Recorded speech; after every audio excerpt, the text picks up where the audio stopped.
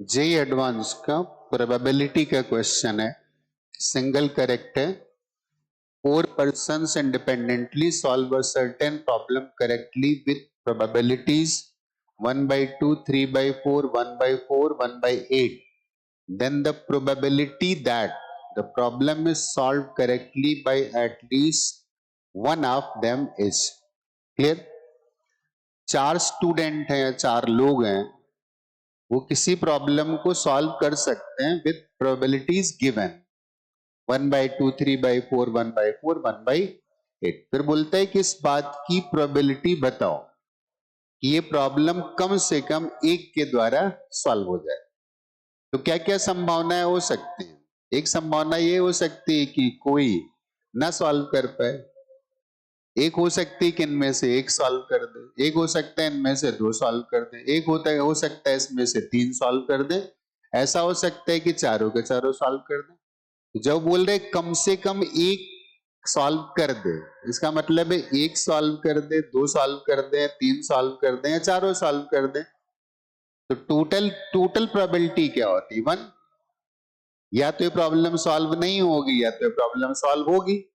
तो सॉल्व तब होगी जब कम से कम एक सॉल्व कर देगा। इसका मतलब अगर 1 में मैं इस बात की प्रोबेबिलिटी सब्ट्रैक्ट कर दूं कि इनमें से कोई सॉल्व ना कर पाए, तो ये इस बात की प्रोबेबिलिटी आ जाएगी कि कम से कम इस प्रॉब्लम को एक बंदा सॉल्व कर देगा, राइट। तो जो हमसे पूछा है उसने, उसका मतलब है कि एटलीस्ट 1 का मतलब है कि 1 में से हम इस बात की प्रोबेबिलिटी सॉल्व कर दें, इस बात की प्रोबेबिलिटी निकालने की कोई भी इसे सॉल्व नहीं कर पाता है, उसको सब्ट्रैक्ट कर दें, हो जाएगा काम। अब सबका सॉल्व करना एक इंडिपेंडेंट प्रोसेस है ना। ए सॉल्व करेगा, उसका क्या मतलब है बी सॉल्व कर पाता है कि नहीं कर पाता है। बी सॉल्व करेगा तो उसका क्या मतलब है कि बाकी के सॉल्व कर पाते हैं कि नहीं।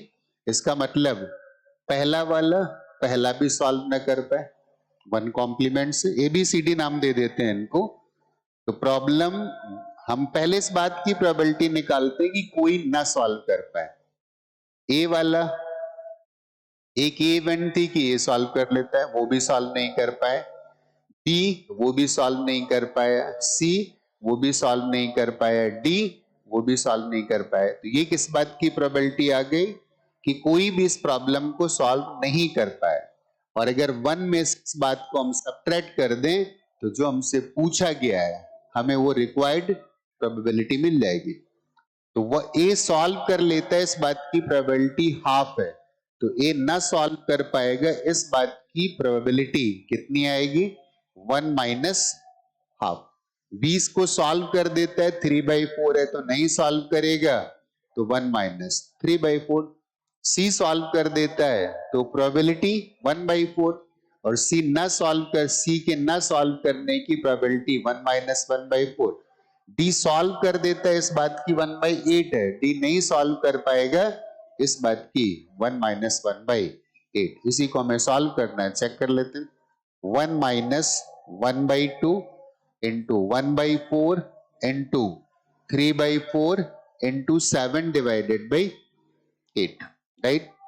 तो 3 इंटू 7 21। अब इसको और मल्टीप्लाई कर लेते हैं तो ये कितना आने वाला है? 8 इंटू 8 64, और 64 का 4 टाइम्स करेंगे तो 256 आ जाएगा। This is 256। देन प्रोबेबिलिटी जो हमसे पूछी गई है वो एक्चुअली आ गई 21 डिवाइडेड बाई 256। बस यही इंपॉर्टेंट पार्ट था कि सबका सॉल्व करना एक अपने आप में इंडिपेंडेंट इवेंट है।